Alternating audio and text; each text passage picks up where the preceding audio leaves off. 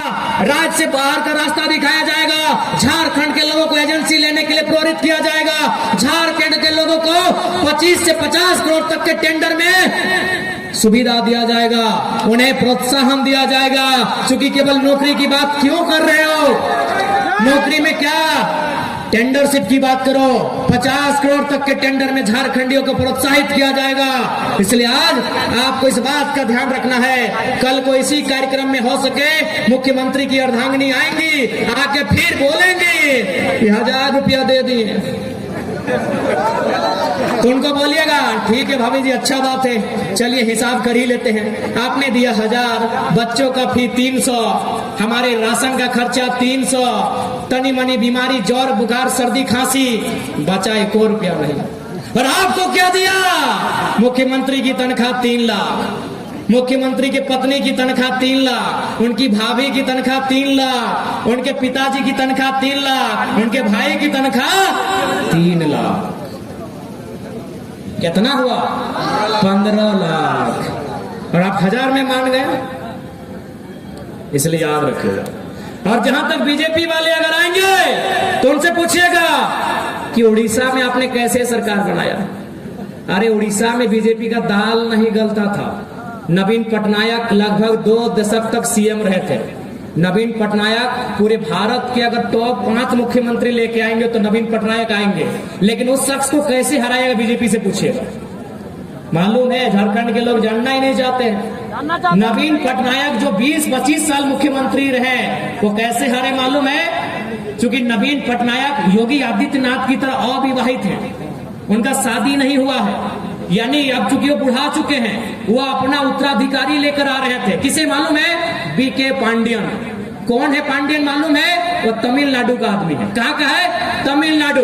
यही भारतीय जनता पार्टी का दोहरा चरित्र देखिए। उड़ीसा में नारा देते हैं बाहरी नाय चल, तो बीके पांडियन तमिलनाडु का है, झारखंड में उड़ीसा में बाहरी नहीं चलेगा, और झारखंड में ये हरियाणा के संजय सेठ को मंत्री बनाते हैं। यही इनकी दोहरी नीति है। ये जयंत सिन्हा को, बीडी राम को, पीएन सिंह को, बिरंची नारायण को, राज सिन्हा को, समरी लाल को, ऐसे लगभग 1 दर्जन यूपी, बिहार, हरियाणा, राजस्थान के लोगों को यहाँ विधायक, सांसद और मंत्री बनाती है। और यही भारतीय जनता पार्टी जब उड़ीसा में जाती है एक ही नारा लगाती है, पांडियन गो बैक, और एक नारा से वो 25 साल के इतिहास को धराशायी कर देती है। यानी उड़ीसा के लोगों में चेतना है उड़ीसा के प्रति। उड़ीसा के लोगों को मालूम है अपनी भाषा, संस्कृति और स्थानीयता। झारखंड के लोग खो चुके अपने स्थानीयता। इसीलिए यूपी, बिहार, बंगाल के ठेकेदार इनको मजदूर बना के रखे, बुरा मत मानिए। उड़ीसा के लोगों को मालूम है, उन्होंने नवीन पटनायक को बदल दिया जी।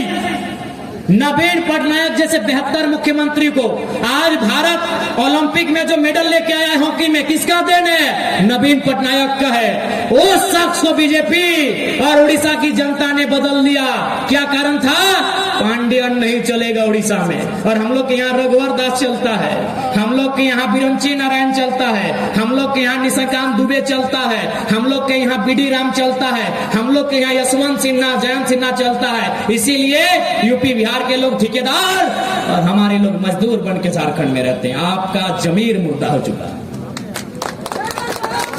आप जाति और धर्म के नाम पर वोट देते देते अपने रोटी का हक खो बैठे हैं। उड़ीसा के लोगों से सीखिए, नवीन पटनायक को ठुकरा दिया।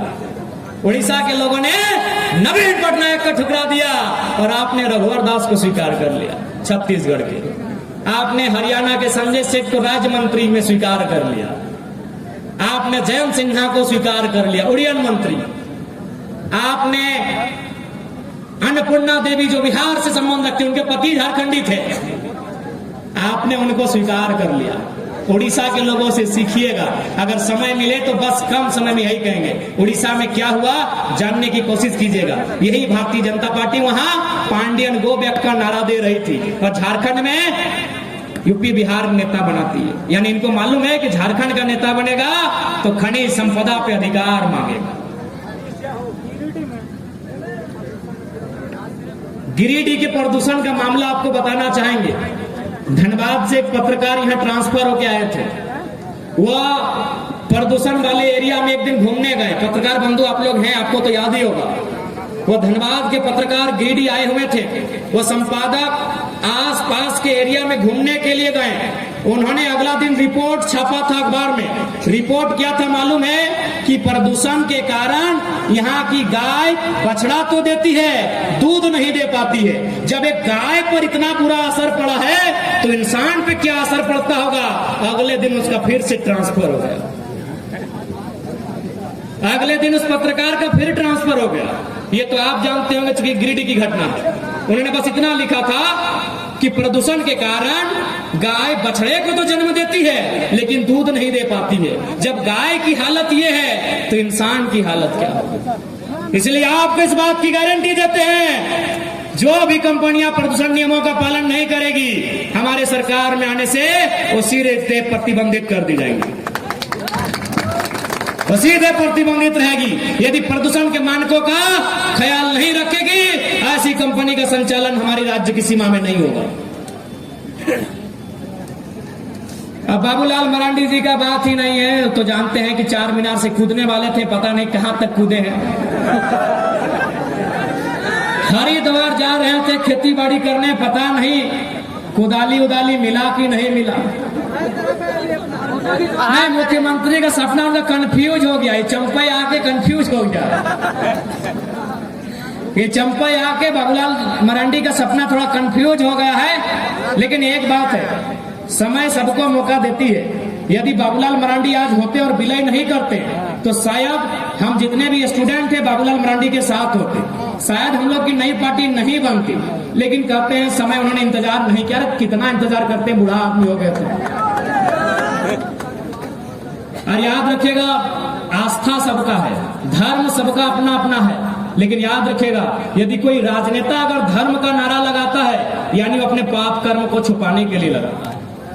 धर्म सबका है, हम इंसान हैं, एक भाईचारे के माहौल में रहते हैं। हमारा कर्तव्य बनता है कि हम एक दूसरे की धर्म का आदर करें, उनके पर्व त्योहार में शरीक हों, सम्मिलित हों, उनकी खुशियों को बांटें, उनकी खुशियों के संग गाएं, उमंग मनाएं। लेकिन यदि कोई राजनेता अगर धर्म की बात करता है, वो अपने पाप कर्म को ढकने का काम करता है। मैं अब अपनी बात को विराम देने से पहले, चूंकि धर्म की बात आई है और धर्म की राजनीति होने लगी है, तो मैं एक उदाहरण दूंगा। इस देश में एक संत हुआ करते थे, स्वामी विवेकानंद। उन्होंने एक लाइन कहा था कि यदि पड़ोस का बच्चा भूख से रो रहा है और यदि आप भगवान को 56 भोग लगा रहे हैं तो अभी तो पुण्य नहीं, आप पाप की हकदार है। तो इसलिए आपसे निवेदन होगा, धर्म का आस्था का पालन करें। लेकिन याद रखिएगा, जो गलत है उसको कहिए। आज मुख्यमंत्री अपने वोट के लालच में इस कदर पागल हो गए हैं कि आज अन्य प्रदेश से नहीं, अब तो अन्य देशों से भी लोग आकर संथाल परगना में बस रहे हैं, रह रहे हैं। लेकिन मुख्यमंत्री अमन और चैन से केवल सोए हैं। उन्हें चिंता है कि कल्पना मैडम कैसे विधायक बन जाए, कल्पना मैडम कैसे मंत्री बन जाए। ये बड़ा दुर्भाग्य की बात है। तो यदि जिस व्यक्ति का विजन नहीं है, जिस व्यक्ति के पास दूरदर्शिता नहीं है, हमें और आपको लगना चाहिए कि ऐसे लोगों को राजनीति से मुक्त करना चाहिए। उन्होंने बहुत धन अर्जित कर लिया है, उन्हें कहिए अब कोई व्यापार करे, कोई कारोबार करे और युवाओं के हाथों में राज की बागडोर को देने का काम करें। आपसे यही प्रार्थना करेंगे। समय सीमा चूंकि समाप्त होने वाली है, शाम का वक्त है। पुनः हम लोग को जो कहना था, जिन विचारों से आपसे परिचय होना था, मैंने उन विचारों को आपके सम्मुख रखा है। आप इस विचारों में सहमति देना, असहमति देना, ये आपकी रजामंदी है, ये आपका विषय है। यदि आपको अच्छा लगे स्वीकार करिए, यदि आपको अच्छा ना लगे तो दुत्कार कीजिए। झारखंड के मुख्यमंत्री कैसे हो? अंत में इतना ही कहेंगे कि नेता ऐसा मत चुनिए, गिरिडीह वासियों, नेता ऐसा मत चुनिए जो 5 साल में एक बार दारू और मुर्गा का हार दे। गिरिडीह वासियों, नेता ऐसा मत चुनिए जो 5 साल में एक बार दारू और मुर्गा का हार दे। नेता ऐसा चुनिए जो बेईमानों को बड़ा कर नदी में ले जाके गाड़ दे। जोहार झारखंड, जय झारखंड। आज के इस कार्यक्रम में उपस्थित तमाम हमारे हमारे पार्टी के पदाधिकारीगण, आज इस कार्यक्रम में उपस्थित तमाम हमारे पार्टी के सदस्यगण, प्रमंडलीय, केंद्रीय, प्रखंड, पंचायत स्तरीय तमाम पदाधिकारी एवं सदस्यगण, आज किस कार्यक्रम को ऑर्गेनाइज करने में गिरिडीह जिला के तमाम पदाधिकारी, उनके अध्यक्ष समेत तमाम पदाधिकारी और सदस्यगण का आभार, स्थानीय प्रखंड इकाई का भी धन्यवाद, बहुत बहुत आभार। आज किस कार्यक्रम को अपने कैमरे में कैद करने के लिए, अपने लेखनी में लेख के रूप में उभारने के लिए तमाम मीडिया साथियों, आप सभी का धन्यवाद, आभार, अभिनंदन, जोहार, नमस्कार, आदाब। आज इस कार्यक्रम में स्थानीय थाना प्रभारी, उनकी जितने भी पुलिसकर्मी आए हैं, उनका भी अभिनंदन, आभार। आपका यहाँ तक चलकर आना हमारे लिए बहुत ही गौरव का विषय है, धन्यवाद आपका। और हाँ, आपके लिए भी इतना ही कहेंगे, जितने भी हमारे पुलिसकर्मी भाई लोग हैं, आप निश्चिंत रहिए, यदि हम लोग सरकार में आते हैं तो आपकी जो ये शिकायत होती है कि गिरिडीह को ट्रांसफर किया जाता है गढ़वा जिला, हम लोग आपको 34 जिला चुनने का अवसर देंगे। यदि आप गिरिडीह के हैं तो देवघर चुनिए, धनबाद चुनिए या आपका जामताड़ा चुनिए। पुनः आज के इस कार्यक्रम में उपस्थित हमारे जितने भी भाई बंधु, हमारी बहनी, हमारी माताएं, हमारे चाचा की उम्र के जितने भी लोग आए हैं, हमारे अभिभावक स्वरूप सभी को मेरा नमस्कार रहेगा, मेरा बंधन रहेगा, मेरा जोहार रहेगा, मेरा आदाब रहेगा। एक नन्हा सा बालक पारसनाथ के जंगलों से चलकर आपके बीच आया है, इस उम्मीद के साथ, इस आशा के साथ, इस बार 24 के चुनाव में इस राज्य में बदलाव की किलकारी खिलेगी और उसके साक्षी और आप हम सभी बनेंगे। इतने ही कहा कि मैं अपनी वाणी को विराम दूंगा। हमारे बीच एक ज्वाइनिंग के लिए आए हैं, मैं चाहूंगा लालू दादा आए हैं। रील से लाइक पे उनकी एंट्री हुई है और हार कर भी उन्होंने ये बाजी जीती है। कैसा लग रहा है हार करके आपने बाजी जीती? एक समय लोग बोलते थे इस तरीके से साफ, वो राजनीति में शब्द इस्तेमाल होते हैं। जयराम भाई तो रील के नेता है, सोशल मीडिया के नेता है, वो कटवा है, लेकिन इस बार के चुनाव परिणाम ने दिखा दिया और भीड़ वोट में बदल सकती है। तो ये जो अंतर था भीड़ और वोट का अंतर, सीधा सवाल ये कि इसको पाटने में कितनी मेहनत लगी और कितनी शिद्दत से आप बोलो नहीं ओ चाचा साइड हो जाइए कभी अपने राज्य से मुख्यमंत्री का चेहरा इतनी कम उम्र में बनूंगा, ये मैंने जरा सा भी इसमें लोड नहीं दीजिएगा, ठीक है। छिड़ा था इस राज्य में, उस आंदोलन में भाग लेने मैं भी गया था, क्योंकि कोरोना का काल था, हम लोग नहीं डर के गए थे। काफी कम संख्या में युवा उपस्थित हुए थे, मात्र 50 लड़के थे। लेकिन उस कार्यक्रम में जब जो मेरा इंटरव्यू लिया गया और उस 19 मिनट के इंटरव्यू में मैंने जिन शब्दों को रखा और जिन भावनाओं के साथ हुआ और राजवासियों को समझने के बाद ये कहा, भले फोन वगैरह महत्व रहा है, पीछे से वहाँ से बोलिए ना जी, उस दर्द से काफी भंगी है। 24 सालों के झारखंड में अब तक नहीं हुआ है। और फिर लोग मुझे सुनने लगे, लोग मुझे सुनने के लिए बुलाने लगे, कार्यक्रम होने लगे, सभाएं होने लगी।